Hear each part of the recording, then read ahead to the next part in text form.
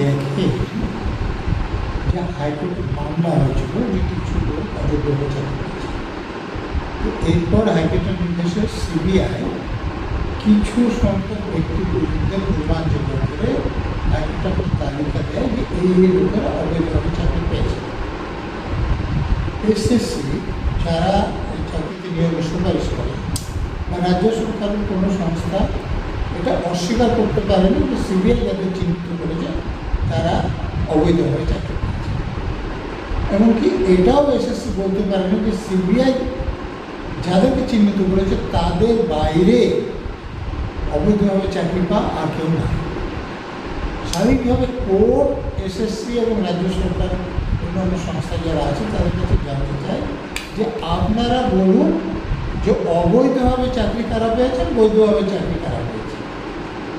SSC বা রাজ্য সরকারের কোনো সংস্থা হাইকোর্টে 3 বার এফিডেভিট করলেও এটা জানে। তখন হাইকোর্ট যে যারা বৈধভাবে পেয়েছেন, যারা অবৈধভাবে পেয়েছেন আলাদা করতে পারছেন না বলে সকলের চাকরি বাতিল। তারপর সুপ্রিম কোর্টে যাওয়া, সুপ্রিম কোর্টে একই প্রশ্ন আসে যে তাহলে আপনার বলুন যে তারা বৈধভাবে চাকরি পেয়েছে।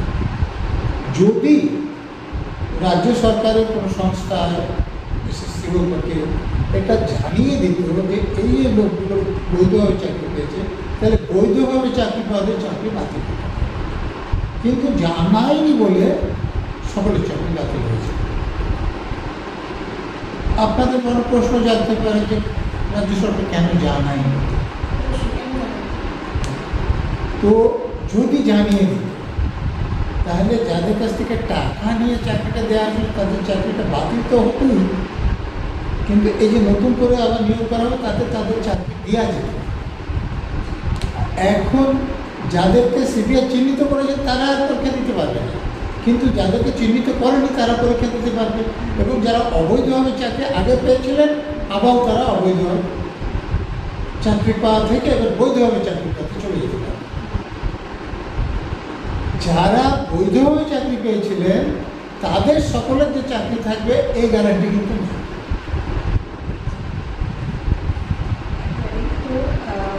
আরেকটা বিষয় যেটা বলবো, এই যে যোগ্য অযোগ্য যে চাকরি বাতিল হলো, তারপরে না কি করে দেখলাম আমরা ওয়াকআউট নিয়ে একটা ঝামেলার সৃষ্টি হয়েছে পশ্চিমবঙ্গে, এই মুর্শিদাবাদ বিভিন্ন জায়গায় যে ঝামেলা হচ্ছে।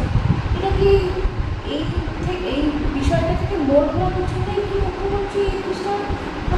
এই ব্যাপারে আমার মনে কোনো রকম সন্দেহ নেই, কারণ টাকা যারা আদায় করেছিল তারা শিক্ষামন্ত্রী এবং তার অধীনের যে সংস্থার লোকেরা, শিক্ষামন্ত্রী তো জানেন 2 বছরের উপর গ্রেপ্তার হওয়ার পর হাজতে আছেন। শিক্ষামন্ত্রী গ্রেপ্তার হওয়ার সময় কাকে ফোন করেছে এটা লেখা আছে মামলার রেকর্ডে, মুখ্যমন্ত্রী মমতা ব্যানার্জি। তাহলে বুঝতে পারছেন যে কারা এই দুর্নীতির সঙ্গে যুক্ত। এখন যারা বৈধভাবে চাকরি পেয়েছেন তারা যদি আন্দোলন করে তাহলে মুখ্যমন্ত্রী, শিক্ষামন্ত্রী এবং তাদের নেতা মন্ত্রীদের যে দুর্নীতি সেটা অনেক করে সামনে চলে আসছে। তো সামনে হচ্ছে ভোট আছে, তো সেটা যাতে না হয় তার জন্য তারা ওয়াকআপ নিয়ে চলে গেলেন। ডবল লাভ। 1 নম্বর লাভ হচ্ছে যে এই যে যারা বৈধভাবে চাকরি পেয়েছিলেন তাদের আন্দোলন থেকে লোকের দৃষ্টি অন্য জায়গায় ঘুরে যাবে। মানে আপনি আজকে ওইটা নিয়ে আলোচনা করছেন, ওই চাকরি হারাদের নেতৃত্ব বিষয়ে আলোচনা করছেন না, আর আলোচনা করছেন ওই চাকরি হারাদের নেতৃত্ব বিষয়ে আলোচনা করছেন না। আর দ্বিতীয় লাভ হচ্ছে যে মমতা ব্যানার্জি যে ইন্ডিয়া জোটে নেতৃত্ব চাইছেন, এখানে যদি অনেক বেশি আন্দোলন দেখাতে পারেন তাহলে ইন্ডিয়া জোটের লোকদের বলতে পারবেন যে দেখো আমার সমর্থকরা খুব অ্যাক্টিভ আছে, অতএব আমাকে তোমরা নিতে পারো। তো এই জন্যে তিনি এখানে শুধু মুখ্যমন্ত্রী নন, পুলিশ মন্ত্রী, পুলিশকে নিষ্ক্রিয় করে রেখে মুর্শিদাবাদে যা ঘটেছে সেটা ঘটিয়েছে। প্রথম দিন থেকে পুলিশ সঠিকভাবে কাজ করলে মুর্শিদাবাদে যা ঘটেছে সেটা ঘটবে।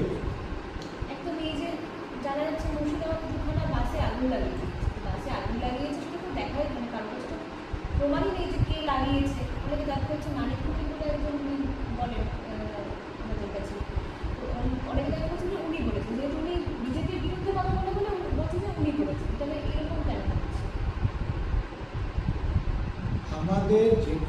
শাসকের এটা ধর্ম, যে যত আপনি ন্যায় কথা বলবেন, সত্যি কথা বলবেন, তাদের স্বার্থে যদি ঘা লাগে তাকে বিভিন্নভাবে তারা হয়রান করে।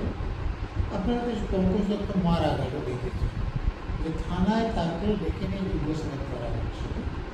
থানার সামনে কিছু মহিলা জড়ো হয়েছে যে তাকে জুতোর মালা করা। আপনাদের মধ্যেও একজন মহিলা সাংবাদিক তাদের দিয়ে প্রশ্ন করছেন যে উনি যে থানায় এসেছেন আপনারা কী করে জানলেন, বা উনি কী করেছেন। তখন তারা কি উত্তর দিয়েছিলেন? উত্তর দিয়েছিলেন যে আমাদেরকে তো পুলিশ ডেকে নিয়ে এসেছে।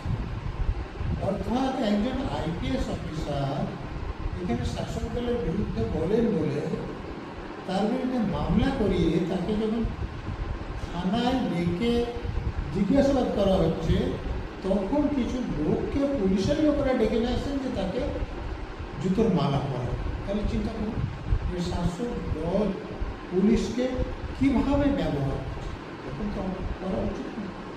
এবারে আরেকটা বিষয় যেটা বলবো, এই যে এত কিছু ঘটছে সবার কাছে তো পরিষ্কার সবটাই যে এরকম শাসকদল ইচ্ছাকৃতভাবে ঝামেলা লাগাচ্ছে বা এইগুলো, তাহলে কেন্দ্রের কোনো ব্যবস্থা নিচ্ছে না। যত বুঝতে পারছি কেন্দ্রের কোনো ব্যবস্থা নিচ্ছে না। কেন্দ্রের যারা প্রধান, যারা নেতৃত্ব যারা আছে, কেন্দ্রের যারা শাসক দলের নেতা নেত্রীখানে আছে, তাদের সঙ্গে আমাদের এখানে শাসক দলের সর্বোচ্চ নেত্রীর সম্পর্ক খুব ভালো। আমি উদাহরণ দিয়ে বলছি যে তিনি এখানে প্রকাশ্য মিটিংয়ে মুখ ভাঙচান, বলেন যে কমকে দৌড়িয়ে দিয়ে ঘোরাবো, এসব বলেন।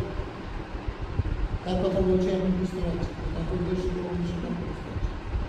কিন্তু তার কাছে এখান থেকে বাংলার মিষ্টি, হলুদ, গোলাপ ফুল, উত্তরীয়, এগুলো নিয়ে তার বাড়িতে চলত। তার স্ত্রী, কেন্দ্রের যিনি প্রধানমন্ত্রী, তার স্ত্রী যখন কলকাতায় আসে, এয়ারপোর্টে তাকে শাড়ি বা অন্যান্য উপহার দেওয়ার জন্য ছুটে যায়। অর্থাৎ যিনি আসলে যেগুলো বলছেন সেগুলো আসল সম্পর্ক নয়। আসল সম্পর্ক ওই মিষ্টি নিয়ে, উত্তর নিয়ে, হলুদগুলো নিয়ে বাড়িতে যাচ্ছেন, সেইটা। তো তারা তার বিরুদ্ধে তো ব্যবস্থা নেবেন না, এটা তাদের সমঝোতা আছে। আচ্ছা, আপনার কথার পরিপ্রেক্ষিতেই বলি, তাহলে আপনি বলতে চাইছেন যে আমাদের রাজ্য এবং কেন্দ্রের একটা সেটিং আছে, তাহলে এই রাজ্য কেন্দ্রের সেটিং, তাহলে আমি বলছি রাজ্যে যারা শাসন ক্ষমতায় আছে তাদের প্রধান শরিক দলের কিছু নেতার সঙ্গে আমাদের রাজ্যে যে দল শাসন ক্ষমতায় আছে সেই দলের সর্বোচ্চ নেত্রীর সেটিং আছে, কেন্দ্রের সঙ্গে রাজ্যের সেটিং।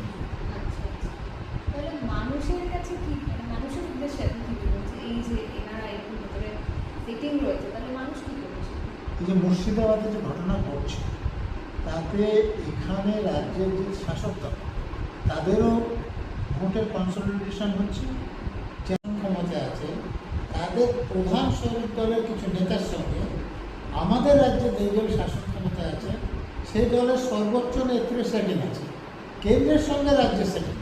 আচ্ছা আচ্ছা, তাহলে মানুষের কাছে কি, মানে মানুষের উদ্দেশ্যে আপনি কি বলছেন, এই যে এনারা এরকম ভেতরে সেটিং রয়েছে, তাহলে মানুষ কি করছে?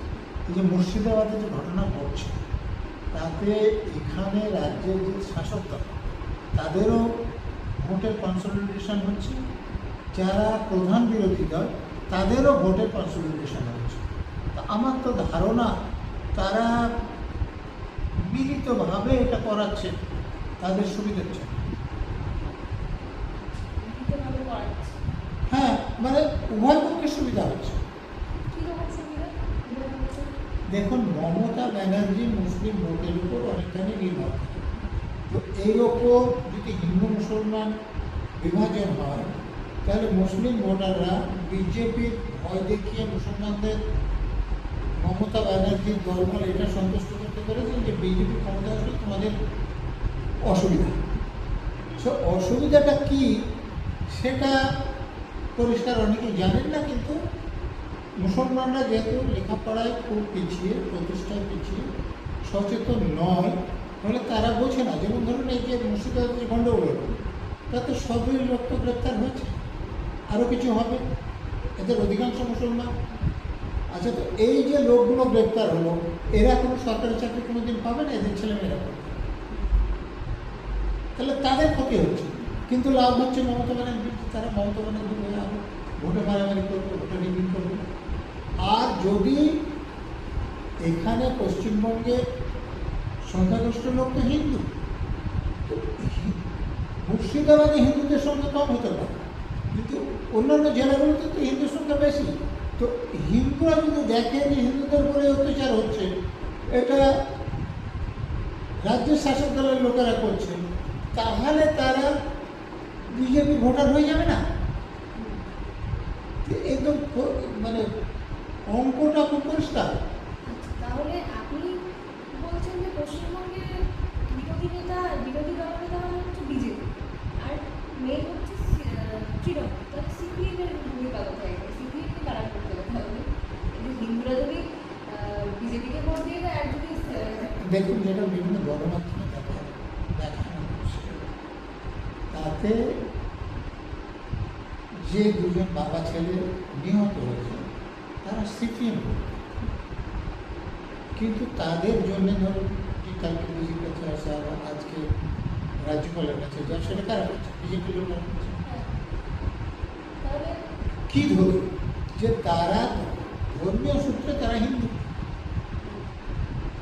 আপনারা দেখুন এরকম রাজনীতি করা উচিত কিনা সেটা আপনারা আমার থেকে ভালো বুঝতে হবে। এইরকম ভাবে বিভাজনের রাজনীতি হলে আমার আপনার মতো সাধারণ লোকের খুব অসুবিধা। আমি কোনো অপরাধ না করে একটা ধর্ম সম্প্রদায়ের মধ্যে জন্মেছি বলে আমি কারো কাছে শত্রু হয়ে যাব, আপনি একটা ধর্মীয় সম্প্রদায়ের মধ্যে জন্মেছেন বলে আপনি কারো কাছে শত্রু হয়ে যাবেন, অথচ আপনি কোনো অপরাধ করবেন। এইটা বন্ধ হওয়া উচিত।